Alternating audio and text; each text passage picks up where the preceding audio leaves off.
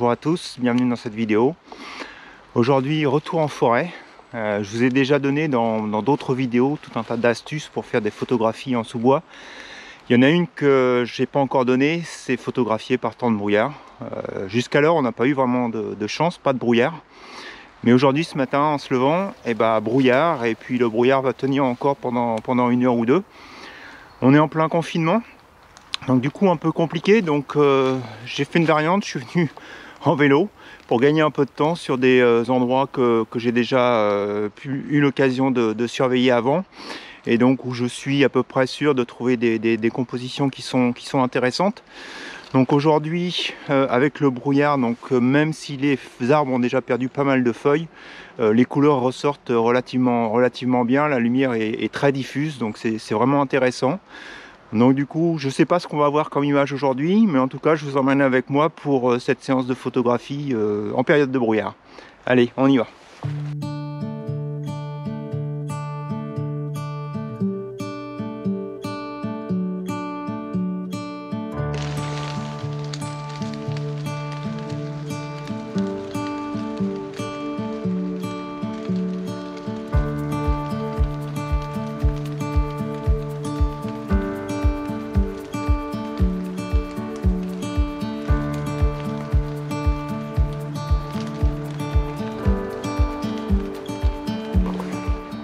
Donc voilà, ici on est dans un endroit où j'ai déjà eu l'occasion de venir. Si vous vous rappelez, j'avais pris une image d'un chêne un peu tordu avec des sapins entremêlés dans ses branches, que j'ai essayé souvent de photographier et que j'ai très rarement réussi à rendre l'effet que je souhaitais sur cet arbre. J'avais réussi la dernière fois.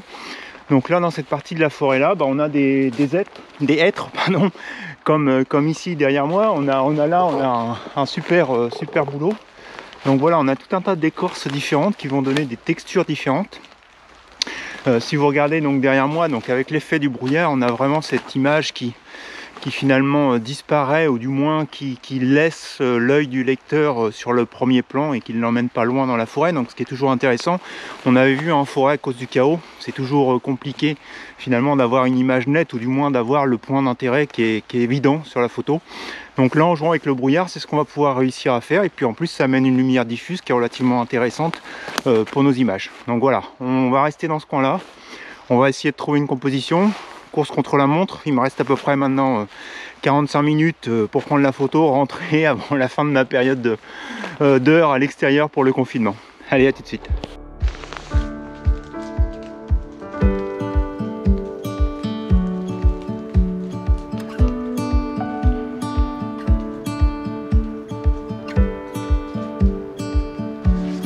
J'avais quand même oublié de mentionner l'essence prépondérante dans cette forêt, c'est le chêne. Derrière moi, donc il y a un chêne un peu tordu, un peu biscornu, donc quelque chose d'intéressant. Donc on va regarder pour essayer de faire une composition avec cet arbre recouvert pas mal de mousse avec ses feuilles. Je trouve que c'est intéressant au niveau des textures et des contrastes de couleurs. Donc on va essayer de regarder pour faire une composition avec cet arbre. Donc voilà l'arbre. Donc j'ai tenté d'abord une composition verticale comme celle-ci. Et puis si on regarde, on a beaucoup de ciel malgré le brouillard. Donc beaucoup de haute lumière, beaucoup de basse lumière vers le bas, un espace relativement vide sur le bas de la photo. Donc pas forcément une super composition. Et puis finalement je suis arrivé en format paysage. Si je me mets ici, donc on voit cette branche de bouleau au sol qui pointe finalement vers le côté gauche de la photo où il n'y a pas vraiment de point d'intérêt, donc ça trompe un peu l'œil du lecteur. Et puis ici je commence à me décaler légèrement sur la droite. Donc là j'ai mon chêne isolé, tordu au premier plan, et puis donc derrière on voit ce second chêne en fait qui est lui aussi tordu, mais cette fois-ci sans feuilles, donc un joli contraste. Et puis finalement avec le brouillard, donc il n'y a plus vraiment de fond d'image, donc c'est voilé, c'est intéressant. Maintenant comme on le voit, j'ai une branche en fait sur le premier plan là à droite qui est gênante, donc va falloir que j'essaye de me tourner pour éviter cette branche. Donc maintenant cette branche qui me gênait est à droite, et finalement elle retient l'œil du lecteur vers la photo, vers l'intérieur de la photo.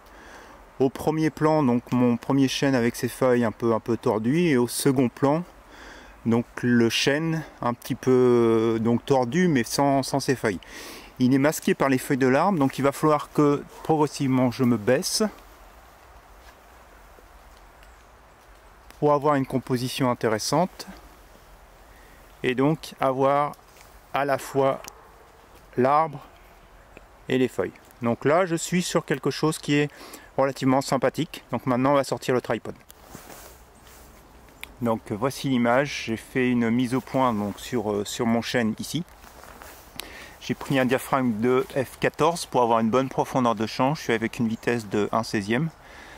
Par précaution, je vais quand même faire une seconde image avec la mise au point cette fois-ci sur le chêne le plus éloigné. Si j'ai pas assez de netteté sur toute mon image, donc je combinerai ensuite ces deux photos. Mais je pense qu'avec le diaphragme de f14 mis au point sur le premier plan, ça sera suffisant. Donc j'ai calé sur le bord du cadre, donc ici en format vidéo il est un petit peu plus proche, mais sur le bord du cadre donc on a cette branche, donc le chêne un peu tordu sur la partie arrière, et puis donc en premier plan notre chêne, et puis le brouillard donc finalement qui dissipe le fond de l'image et qui enlève tout ce chaos derrière qui parfois est gênant sur les photographies de sous-bois.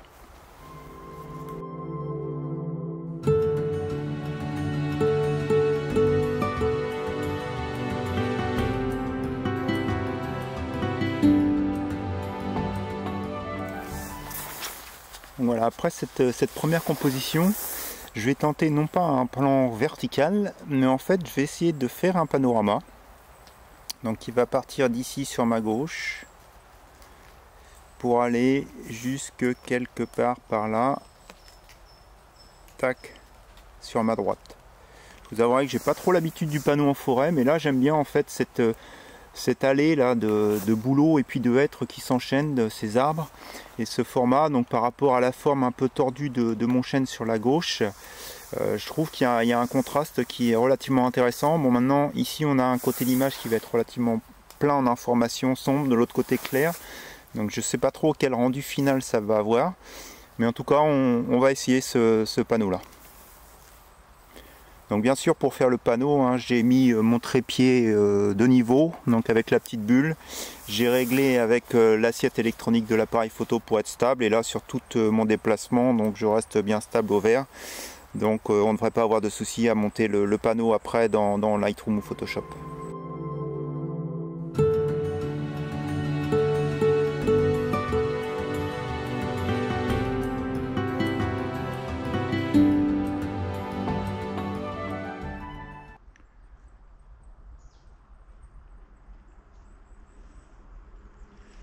Donc on a ici ma deuxième composition, ce chêne un peu frêle, très peu de feuilles.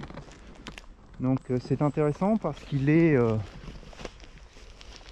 en fait au milieu des bruyères, avec, vous voyez, beaucoup de toiles d'araignée dans les bruyères, avec la rosée, c'est intéressant. Il est suffisamment finalement éloigné des chênes derrière pour que ça donne un fond de couleur sans pour autant je dirais gêner la lecture des informations sur le petit chêne. Donc on va se mettre en position. Je pense qu'on va partir sur au moins du 30 mm, se rapprocher. Là cette fois-ci un diaphragme beaucoup plus fermé pour pouvoir justement isoler ce chêne par rapport à son arrière-plan, et puis continuer à utiliser le brouillard finalement pour créer ce voile en arrière-plan. Donc voici la composition. Encore une fois, bon, elle est recadrée puisque je suis au format vidéo, donc c'est un petit peu plus large sur la photo, et je l'ai pris d'ailleurs volontairement plus large parce que je pense recadrer ensuite sur l'ordinateur, parce que là j'ai des petits doutes notamment avec les parties lumineuses sur le haut de la photo. Sinon, donc la mise au point sur l'arbre, j'ai pris un diaphragme de 5,6. Malgré tout, avec le diaphragme de 5,6, les détails des toiles d'araignée au premier plan ne sont pas forcément satisfaisantes. Donc en fait je vais faire une deuxième photo avec une mise au point entre le premier plan, là cette toile d'araignée qu'on voit un petit peu floue ici, et puis l'arbre, et puis enfin une troisième photo réellement sur la toile d'araignée là ici au premier plan là, pour qu'elle soit plus nette. Là je vais essayer de la mettre, elle est nette là un petit peu plus sur le bas. Donc voilà, on va essayer de faire une combinaison de toutes ces mises au point, si jamais j'avais pas la netteté que je souhaitais au moment du développement. Allez, en avant pour les 3 images.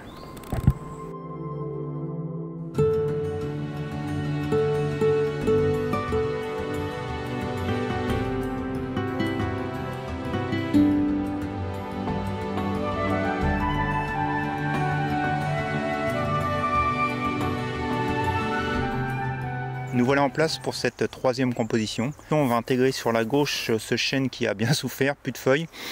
Et puis donc quand on va aller de gauche à droite sur la photo, on va avoir un autre chêne, cette fois-ci bien en feuilles, avec les couleurs un peu jaune, marron et verte. Une rangée de bouleaux, un chêne qui lui aussi a perdu ses feuilles mais qui est encore bien vivant. Un autre chêne sur la droite avec ses feuilles beaucoup plus vertes. Et puis enfin sur la droite complètement le bouleau tout en hauteur avec des feuilles vertes et jaunes. Donc au niveau des réglages, je suis resté à ISO 64. Je vais prendre un diaphragme cette fois-ci de 8. Et puis on va regarder ce que ça donne au niveau des vitesses, mais je pense qu'encore une fois, là je devrais être sur de l'ordre de la demi-seconde puisque je suis descendu à ISO 64.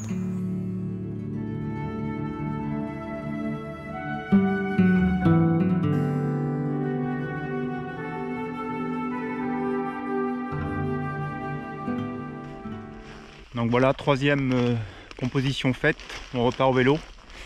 On va regarder sur l'ordinateur ce qu'ont donné les photos et puis aussi les photos développées sous Lightroom. Parler des 3 images que je n'ai pas retenues, ou du moins que je n'ai pas retenues complètement. Donc on va commencer par ce qui était ma 2e image, donc ce chêne au milieu de la clairière. Donc ici donc c'est la mise au point que j'avais fait au plus proche du tronc. J'ai pas combiné le montage parce que finalement ça donne rien. Donc en fait le premier plan est correct, on a une bonne visibilité, mais mon sujet c'était ce chêne. Et puis finalement, malgré mon diaphragme relativement ouvert, hein, puisque j'étais à 5-6, et bah derrière on a quand même beaucoup d'informations, ça ne crée pas en fait cette différenciation, le brouillard est pas assez épais, et du coup bah, mon chêne, le tronc est bien, mais quand on monte dans les branches, les peu de feuilles qui restent se perdent avec les feuilles derrière sur l'arrière-plan, et finalement il est très difficile de considérer le sujet principal de cette image, donc pour le coup je ne l'ai pas retenu en fait au moment du montage. Une autre image que je n'ai pas retenue, donc c'est celle-ci. Je ne l'ai pas retenue tout simplement parce que finalement, là en fait, on ne sait pas où est le sujet principal. Donc c'est vrai que ces petites paquet de lumière ici de couleur jaune dans les feuilles, c'est intéressant. Le tronc est intéressant, mais comme il est excentré un peu sur la gauche, on a un peu de mal à savoir ce qu'il fait exactement dans l'image. Et du coup, j'ai pas non plus pris le temps finalement et le soin de traiter cette image parce qu'elle ne me convenait pas, elle ne me parlait pas. Ensuite, j'ai passé beaucoup de temps sur cette image, la première, où là en fait j'aime assez ce qui se passe sur la scène entre à gauche, donc quelque chose relativement sombre avec le chêne, et puis la lumière un peu plus sur la droite, mais j'ai ces feuilles ici là qui me gênent en plein milieu, trop prépondérantes. Bon, je vous passe cette branche ici qui est sur le devant, vous verrez que sur la photo que j'ai sélectionnée, elle n'y est pas. Mais voilà, j'ai un peu de mal avec cette photo, donc en fait vous allez le voir sur le développement. Qu'est-ce que j'ai fait? J'ai juste cadré au niveau du chêne et je n'ai gardé que cette partie, cette moitié finalement de photo. J'ai fait 2 cadrages d'ailleurs, un en 4/5 et puis l'autre en 1 par 1 en carré. Et justement dans les commentaires, je serais intéressé de savoir quel est de ces 2 cadrages celui que vous préférez. Et donc les images que j'ai retenues particulièrement, donc c'est le panorama, donc ce premier panorama hein, qui est fabriqué à partir de cette image, qui est en fait le dernier lorsque j'ai fait la prise de vue. Donc en fait, relativement intéressant pour moi, plus que le plan sphérique que j'avais fait à peu près à ce niveau-là. Donc ici, on a pas mal d'informations, on a les points intéressants des bruyères, on a le contraste derrière avec les feuilles, la vue qui se perd dans les bois, mais ces feuilles en sous-bois un peu brunes qui donnent de la couleur dans la photo, et puis en fait tout en haut, donc les nuages et la brume. Le fait de l'avoir en panorama, ça m'a permis justement de diminuer sur la partie haute les hautes lumières, et de diminuer l'impact qu'ils avaient sur la photo. Aussi, dans le traitement, ce que j'ai fait, fait, c'est que j'ai mis un petit peu plus de couleur bleue sur les hautes lumières et puis de couleur un petit peu plus chaude sur la bruyère, ce qui fait en fait ressortir pas mal la bruyère et le premier plan, et donc qui balance finalement l'effet de la lumière qu'on a sur la partie haute de la photo. Et puis pour moi, celle qui est ma préférée, même si ici je pense qu'il faudra que je retravaille sur le panorama, parce que ici cet arbre, ce chêne a été coupé un petit peu trop serré. Mais voilà, en fait, comparé à la première image que j'avais cadrée, donc à peu près ici, donc ce que je trouve intéressant, c'est qu'on a beaucoup plus d'informations dans les hautes lumières, et on a en fait ce contraste entre tous ces troncs bien droits sur la droite et ce chêne tout tortueux sur la gauche, de la lumière sur la droite et des l'ombre sur la gauche. Alors c'est vrai qu'on dit qu'il faut toujours équilibrer sa photo en termes de luminosité, mais je trouve qu'ici cet arbre-là donne une séparation, et d'un côté quelque chose de tortueux et quelque chose de beaucoup plus organisé et rectiligne sur la droite, le tout encadré par cet arbre qui nous empêche d'aller non plus trop loin sur la photo et qui diminue un peu l'effet des hautes lumières, notamment sur le ciel. Donc c'est une photo qui me plaît particulièrement, et je pense que je vais la mettre dans peu de temps dans mon portfolio. La branche qui me gênait tout à l'heure sur l'image, elle est beaucoup moins gênante ici sur cette photo-là, sur ce panorama-là. Et puis donc ce que j'ai fait ici, un peu comme sur le panorama précédent, donc des couleurs légèrement plus chaudes sur le bas, et puis légèrement plus bleutées sur le parti haute lumière, sans toutefois toucher aux couleurs jaunes et chaudes des feuilles pour donner un peu plus de contraste dans les luminosités. Je vais vous montrer maintenant les photos montées dans Lightroom en plein écran, et puis on se retrouve tout de suite après.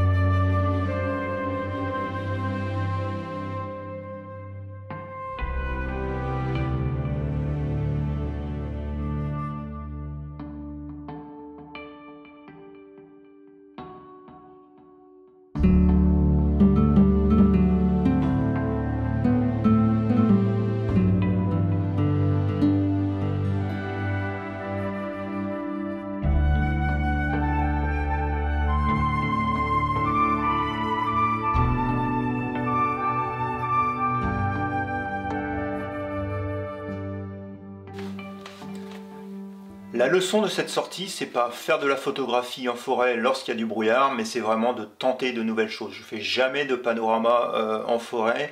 J'ai tenté cette fois-ci, et franchement je suis super satisfait du résultat, surtout sur ce panorama-là, et comme je vous le disais tout à l'heure, il va terminer dans mon portfolio sur mon site internet. Donc voilà, la leçon d'aujourd'hui c'est vraiment ça, tenter de nouvelles choses, essayer de nouvelles manières de prendre vos photos, parce que je suis sûr qu'à un moment vous allez avoir quelque chose qui va vous sortir, qui va vous taper à l'œil, qui va être différent de ce que vous faites d'habitude et qui va vous satisfaire. Et c'est vraiment important, c'est pouvoir changer ses habitudes pour pouvoir trouver de nouvelles façons de montrer ses émotions au travers de ces photos. Donc voilà, vous connaissez la petite musique. Si la vidéo vous a plu, n'hésitez pas à mettre un petit pouce en l'air, à partager. On va pas se retrouver non pas la semaine prochaine, mais on va se retrouver mercredi, parce que mercredi je vous mettrai la vidéo en 360 degrés de cette sortie. Ça va être quelque chose en format très court, probablement de 5-6 minutes. Et puis on se retrouvera donc dimanche prochain sur le même type de format avec une autre sortie et d'autres aventures photographiques. Voilà, je vous souhaite à tous un bon dimanche, une bonne semaine, et donc à la semaine prochaine. Au revoir.